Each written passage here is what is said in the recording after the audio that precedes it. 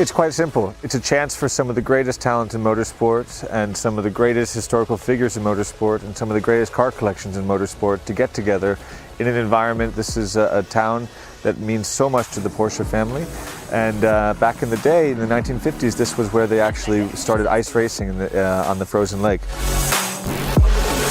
Vincent and myself had the idea of bringing back the ice race to Tel Amzei because actually we felt like we've missed out on the craziest times of motorsport. It just felt right to bring it back to Tel Amzei, where it had all the history and where they've been racing on ice for ages. I think that's one of the big advantages when it comes to ice racing, is that people don't have to be convinced. There are crazy cars, there are skiers in the back, you have a lot of ice underneath yourself.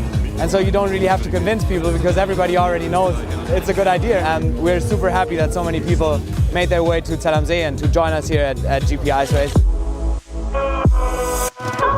It's truly a remarkable weekend. You know, it's the best of Goodwood. It's the best of every hill climb. It's all the spirit you have at all the classic events all year long, but it's on ice, and which adds a certain level of danger. It adds a certain level of insecurity. Driving on ice is super special because it feels like dancing, and who doesn't love dancing? I think it's the most amazing feeling. It's so dynamic, it's like dancing. You have to be so precise, so fast with your reactions.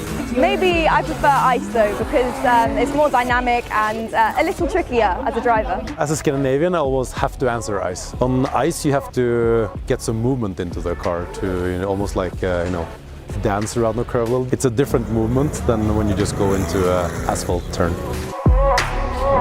You know, you have guys here who have won Le Mans, they've won Daytona, they've won all the biggest races in the world. They've never raced on ice. I'm a complete rookie when it comes to driving on ice. I grew up in Southern California, so I actually only saw snow at my home one time. But we have the beach, we have the desert, we have off-road sprint cars. So hopefully that will apply to my first day in this car behind me. So now it's a chance for them to come here and see what they can actually achieve.